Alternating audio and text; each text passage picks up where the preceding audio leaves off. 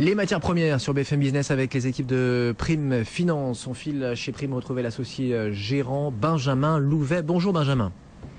Bonjour Sébastien. Ensemble, on va parler du pétrole, le pétrole et notamment de ce spread, cet écart entre le pétrole américain, autour de 100 $ encore cet après-midi, et le pétrole de la mer du Nord, finalement celui que nous consommons au quotidien ici en France, le fameux Brent, donc coté à Londres, qui lui n'arrête pas de monter, 116, 117 $, et donc cet écart qui a touché 20 $ hier, plus haut depuis de longues semaines maintenant. Il y a des explications techniques, et puis il y a basiquement l'explication météorologique. Benjamin, il fait froid, il fait très froid, et ça pourrait d'ailleurs durer jusqu'à la fin du mois.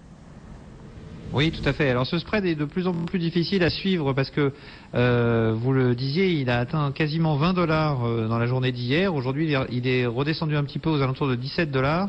Il faut savoir qu'au tout début de l'année, ce spread était tombé aux alentours de 7 $ entre le pétrole américain et le pétrole européen. Donc ça fait des très très fortes variations auxquelles on n'est pas habitué. Je rappelle qu'à la base, le pétrole américain étant de meilleure qualité que le pétrole européen, il vaut normalement plus cher que ce pétrole européen. Donc on est dans une situation inverse. Alors cette situation inverse, elle avait commencé l'année dernière à la suite d'un événement important, c'est que vous savez que le pétrole américain est essentiellement stocké dans un lieu qu'on appelle Cushing, qui est situé dans l'Oklahoma. Et le problème, c'est qu'avec le développement des capacités pétrolières du Canada notamment, on avait de plus en plus de pétrole qui arrivait dans ce point de stockage qu'est Cushing, et de moins en moins de moyens de le faire sortir. Et donc, il y avait énormément de pétrole disponible, et donc ça pesait sur les prix. On s'est retrouvé avec un prix du pétrole Brent qui est passé au-dessus avec les problèmes qu'on a connus notamment en Libye, qui ont influencé le prix du pétrole en Europe, qui lui a continué à monter. Donc on a eu une inversion de ces prix. Et puis la situation s'était arrangée après avoir atteint quasiment 25 $. Ce spread s'était fortement détendu lorsque une compagnie américaine avait annoncé qu'elle avait un pipeline qui allait dans un sens qui amenait du pétrole vers Cushing, et qu'elle avait décidé d'inverser le sens de circulation du pétrole dans ce pipeline de façon à désengorger Cushing. Immédiatement, ça avait entraîné une forte détente sur le spread. Le problème, c'est qu'aujourd'hui, cette inversion de sens, ça ne se fait pas comme ça du jour au lendemain. Elle n'est toujours pas opérationnelle. Elle le sera d'ici avril. Et aujourd'hui, alors qu'on a une météo, comme vous le disiez tout à l'heure, un facteur météo très important sur le pétrole européen, puisqu'il fait très froid, ça ne nous aura pas échappé depuis quelques jours en Europe, et ça va continuer. Ça pousse la consommation vers le haut. On s'est débarrassé du problème, entre guillemets, libyen, puisque la production libyenne est en train de revenir progressivement sur le marché, mais en contrepartie, on a hérité du problème iranien avec la menace d'embargo sur le pétrole iranien de la part des pays européens. Donc et on là, a toujours une très forte tension. Gros morceau. On aura l'occasion sûrement d'y revenir ensemble, Benjamin, aujourd'hui ou plus tard, sur le cas iranien. On en a déjà beaucoup parlé. Juste sur le froid, encore une seconde, mais c'est vrai que ça intéresse tout le monde. Nous, avec notre prisme qu'on assume à 200%, économie, business sur notre antenne, en France, on a l'impression, là, en écoutant la météo, que ça va aller mieux la semaine prochaine, en début de semaine prochaine. Là, il y a eu plusieurs prises de parole ce matin, notamment du côté de l'Organisation mondiale de la météorologie, avec des experts là qui effectivement nous indiquent que ça pourrait se prolonger jusqu'à la fin du mois de février. Est-ce qu'il faut attendre des tensions, notamment là sur le gaz ? Tout à fait, les modèles météo effectivement commencent à indiquer qu'une autre vague de froid pourrait intervenir d'ici la fin du mois de février, et à ce moment-là, évidemment, ça pourrait entraîner des tensions supplémentaires au niveau des prix des produits pétroliers à court terme.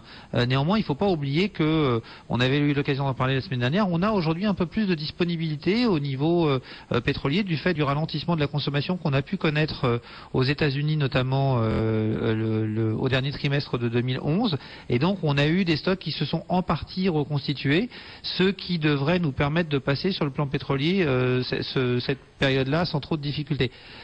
Pour ce qui est du gaz, c'est un petit peu différent. Effectivement, là, la tension pourrait être un peu plus importante, et on pourrait voir les prix à court terme se tendre, même si ce phénomène ne serait sans doute que passager lié à cette vague de froid. Alors le brut qui flambe, le Brent en tout cas à Londres, 116, 117 $ encore cet après-midi, c'est bon pour l'Iran là, j'imagine? C'est un des gros problèmes. On l'avait déjà évoqué ensemble. Hein. Vous savez, l'embargo qu'on est en train de mettre en place sur l'Iran ne pourra pas être suivi complètement. On sait déjà que des pays comme l'Inde ont annoncé qu'ils ne suivraient pas l'embargo, ont mis en place des mécanismes de paiement avec l'Iran. Ils vont payer maintenant en roupies, ce qui leur permettra de faire des échanges de façon simplifiée.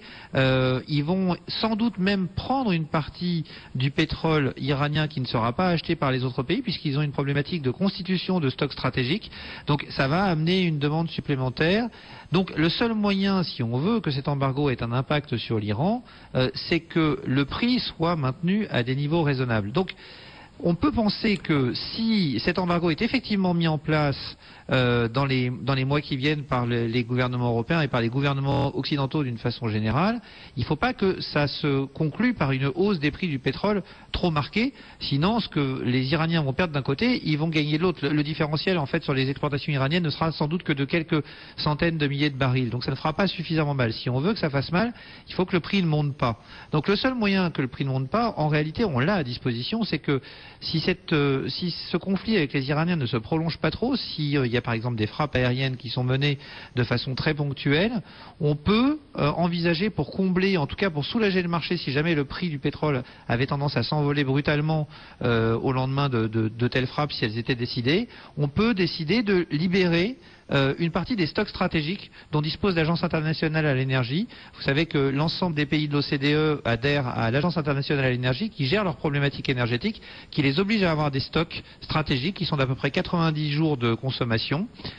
Aujourd'hui, on est au-dessus de ces 90 jours, donc on a des marges de manœuvre pour pouvoir soulager le marché en libérant du pétrole de façon à envoyer un signal fort au marché qui est que le pétrole ne montera pas. C'est pour ça que nous aujourd'hui chez Prime on pense que le potentiel de baisse sur le pétrole est certes limité, mais que le potentiel de hausse au final, à moins d'un événement vraiment marquant et d'un conflit beaucoup plus ouvert et beaucoup plus durable avec l'Iran, le prix du pétrole ne devrait pas s'envoler dans les semaines qui viennent et dans les mois qui viennent.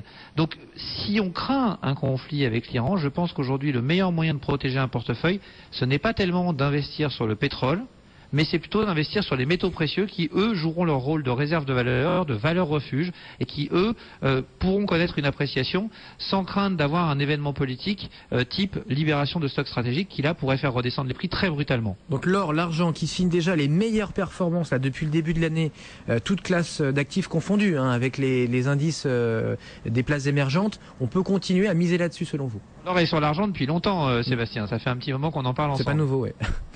L'once d'or qui grignote 0,1% aujourd'hui et l'once d'argent plus 0,8 à 34 dollars et quelques. Merci Benjamin Louvet en direct de Prime Finance sur BFM Business. On est bien orienté à Paris malgré l'hésitation qui prédomine à Wall Street depuis 3 quarts d'heure.